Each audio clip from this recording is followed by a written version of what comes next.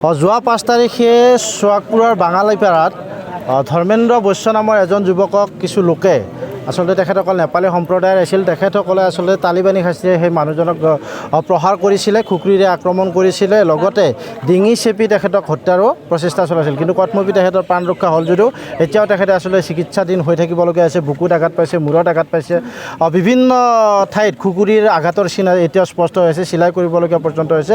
কিন্তু আশ্চৰ্যজনকভাৱে ভুক্তভোগীয়ে সোৱাগপুৰ আউটপোষ্টত এজাহাৰ দাখিল কৰাৰ পিছত সোৱাগপুৰৰ যিজন আচলতে IC আছে তেখেতে আচলতে এই ঘটনাটোক লৰা ধেমালিৰ দ্বাৰা কৰা আমাৰ পৰিলক্ষিত হৈছে। তেখেতে আচলতে ভুক্তভোগীক ৰক্ষণাবেক্ষণ দিয়াৰ পৰিৱৰ্তে আচলতে তেখেতসকলে যিসকল আচলতে আক্ৰমণকাৰী তালিবানীৰ যিটো নীতি অৱলম্বন কৰিছে তেখেতসকলকে আচলতে ৰক্ষণাবেক্ষণ দিয়া আমাৰ পৰিলক্ষিত হৈছে, যাৰ বাবে আচলতে তেখেতসকলৰ ওপৰত কোনো ধৰণৰ ব্যৱস্থা গ্ৰহণ কৰা নাছিল। আনকি এই যিটো আচলতে তেখেতক মৰেল পুলিচগিৰি কৰি কেনে আক্ৰমণ কৰিছিল, এই ঘটনাটোৰ যিখন ভুক্তভোগীয়ে এজাহাৰ দাখিল কৰিছিল সেইখনো আচলতে পঞ্জীয়ন কৰা নাছিল। আশ্চৰ্যজনকভাৱে এই আউটপোষ্টৰ IC গৰাকী কি কাৰণত বাৰু অপৰাধীক আচলতে ৰক্ষণাবেক্ষণ দি আহিছে এইটো আমি নাজানো।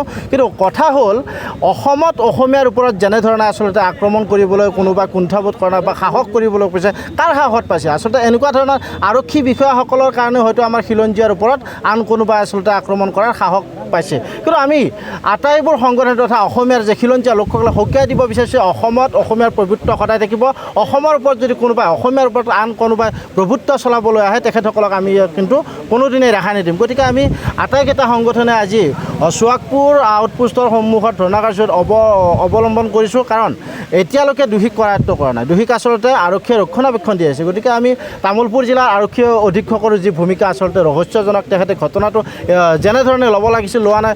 সততাই আচলতে অসম আৰক্ষীৰ DGP গৰাকীয়ে আচলতে GP সিঙে যেনেধৰণে দম্ভালি মাৰি আহিছে যে আৰক্ষী সদায় সক্ৰিয় ভূমিকাত আছে, অপৰাধীক কোনোদিনে প্ৰশ্ন নিদিয়ে। কিন্তু তেখেতৰে আচলতে আৰক্ষীসকলে আচলতে অপৰাধীৰ লগত মিতিৰালি কৰিলে আচলতে ধন ঘটাতে ব্যস্ত হৈ থকা আমাৰ পৰিলক্ষিত হৈছে। গতিকে আমি আজিৰ এই প্ৰতিবাদস্থলীৰ পৰা সকীয়াই দিব বিচাৰিছোঁ, আজিৰ ভিতৰত আটাইকেইজন অপৰাধীক কৰায়ত্ব কৰক, অন্যথা কিন্তু আমি বাঙালীপাৰা অঞ্চল তথা গোৰেশ্বৰ অঞ্চলৰ ৰাইজে একত্ৰিত হৈ এই অঞ্চলত আমি সদায় এনেকুৱা ধৰণৰ আন্দোলন কৰি এই অঞ্চলৰ আকাশ বতাল উত্তাল কৰি ৰাখিবলৈ, লগতে প্ৰশাসনৰ যিটো নীৰৱ ভূমিকা তাক আমি গৰিহণাৰ জৰিয়তে আচলতে অসমৰ সকলো ৰাইজক অসম পুলিচৰ যিটো আচলতে ভূমিকা, লজ্জাজনক ভূমিকা, এইটো আমাৰ জনাই দিবলৈ আমি সদায় বদ্ধপৰিকৰ। এই চুক্তিত যি অৱস্থান ধৰ্মঘট, এই অৱস্থান ধৰ্মঘটত উপস্থিত হোৱা সকলো সংগঠনকে আমি গোৰেশ্বৰ আঞ্চলিক শৰণীয়া কছাৰী ছাত্ৰ সন্থাৰ পৰা ধন্যবাদ জনাইছোঁ। আজি আমি এই ধৰ্মঘট কাৰ্যসূচী লোৱাৰ মূল কাৰণ হৈছে যে যোৱা 5 তাৰিখে যি ধৰ্মেন্দ্ৰ বৈশ্য নামৰ এজন যুৱকক নিৰ্মমভাৱে যি তালিবানী শাস্তিৰ দৰে যি একদম ভয় লগাকৈ যি খুকুৰিৰে সানি যি মৰাৰ চেষ্টা চলাইছিল, এই চেষ্টাক আমি ছাত্ৰ সন্থাই বুলিয়ে নহয় অসমৰ সকলো সৰ্বস্ত ৰাইজে আমি ইয়াক গৰিহণা দিছোঁ। আৰু ক'ব খুজিছোঁ যিজন আকচুৰ সাধাৰণ সম্পাদক তেখেতকো আমি সকীয়াই দিব বিচাৰিছোঁ যে কোনো এটা জনগোষ্ঠীৰ আওতা লৈ যে কোনো জনগোষ্ঠীক যাতে আক্ৰমণ কৰাৰ পৰা বিৰত থাকে। অন্যথা আমিও সক্ৰিয়ভাৱে, যিহেতু আমাৰো গাত সংগঠনৰ তেজ আছে, অসমীয়াৰ তেজ আছে, সেইকাৰণে আমি ক'ব বিচাৰিছোঁ অসমত থাকিলে অসমৰ লগত সদায় সকলোৱে কোনো জাতিভেদ নোহোৱাকৈ সকলোৱে এক প্ৰকাৰে জীয়াই থাকিব লাগিব। ইয়াতে কিবা ঘটনা ঘটি গৈছে, আপোনালোকৰ আইন হাতত তুলি লোৱাৰ দায়িত্ব আপোনালোকৰ নহয়। আপোনালোকে সেই সময়ত তেখেতসকলে কৈছে, আমি কালি প্ৰেছ মিটত পাইছোঁ যে তেখেতে বোলে আগতেও ধৰ্ষণ কৰিছিল, আগতেও ৰেপ কৰিছিল, আৰু সিদিনাও কৈছে যে তেখেতে ৰেপ কৰিব গৈছিল। যদি ৰেপেই কৰিব গৈছিল 5 তাৰিখে, তেখেতসকলে 5 তাৰিখে কিয় গোৰেশ্বৰ থানা নহ'লে বা আউটপোষ্টত তেখেতসকলে কিয় কেছ দিয়া নাছিলে, যে FIR কিয় দিয়া নাছিলে? তেখেতসকলে কি সংগঠন কি বুজাব খুজিছে? আমিও সংগঠন কৰি অহা ল'ৰা, আমিও জানো সংগঠনৰ কেনেকুৱা নীতি আদৰ্শ থাকে। তেখেতসকলৰ যদি কোনো হাতেই নাছিল তেনেহ'লে এজাহাৰ দিয়াৰ কাৰণে সংগঠনৰ মানুহলৈ কিয় এই আউটপোষ্টত তেখেতসকলে এজাহাৰ দিব আহিছিল? তেখেতসকলে উত্তৰ দিয়ক।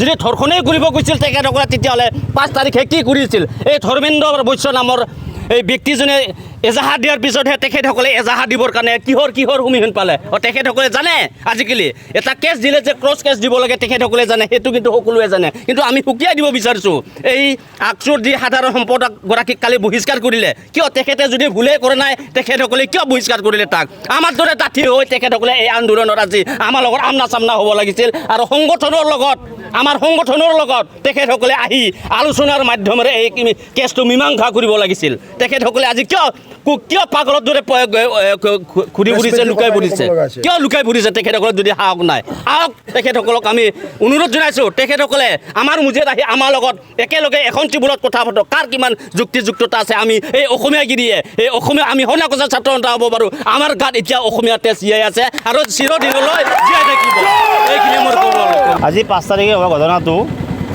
মানে আমাৰ শোভাপুৰ আৰক্ষী ভাৰতৰ বিষয়াই মানে যিজন ভুক্তভোগীয়ে এজাহাৰ দিব আহিছিল মানে সেই ভুক্তভোগীক কৈছে যে ঘাট টুকুৰা আৰু বেছি বহল কৰিব নালাগে বা কেছটো ডাঙৰ কৰিব নালাগে মানে উল্টাই দাবী ধমকিহে দিয়ে গতিকে আজি আমি এই প্ৰশাসনক শিক্ষা দিছোঁ যে এই দোষীক কৰায়ত্ব কৰক আৰু কঠোৰভাৱে শাস্তি দিয়ক আৰু মানে এই আইচিগৰাকীয়ে আজি 4 দিন উকলি গ'ল তাৰমানে সময় দিছে পলাবৰ কাৰণে সময় দিছে গতিকে পলোৱাৰ পিছত এতিয়া বিচাৰি আছে কি হ'ব পলোৱাৰ পিছত যদি বিচাৰে পাব নেকি আসামী গতিকে আমি প্ৰশাসনক শিক্ষা দিছোঁ যে অনতিপলমে দোষীক গ্ৰেপ্তাৰ কৰি শাস্তি দিব লাগে ডিমৰীয়াবাসীৰ বাবে সুখবৰ সোণাপুৰৰ তেতেলিয়াত মুকলি Aditya clinic and diagnostic centre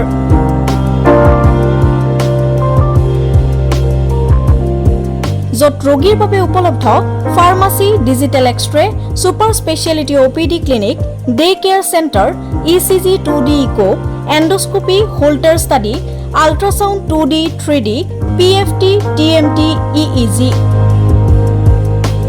বিশেষকৈ হৃদৰোগৰ সকলোবোৰ পৰীক্ষা নিৰীক্ষা কৰিব পৰা ব্যৱস্থা উপলব্ধ আদিত্য ক্লিনিক এণ্ড ডায়েগনষ্টিক চেণ্টাৰত উপলব্ধ উন্নতমানৰ মেচিন দৈনিক 8 বজাৰ পৰা সন্ধিয়া 5 বজালৈ অভিজ্ঞ চিকিৎসকে প্ৰদান কৰিব চিকিৎসা সেৱা উপস্থিত থাকিব বিভিন্ন গুৰুত্বপূৰ্ণ বিভাগৰ চিকিৎসক যেনে মেডিচিন সাৰ্জাৰী গাইনী শিশু ৰোগ বিভাগ আৰু অন্যান্য যোগাযোগৰ নম্বৰ 93655600093 অথবা 6002154585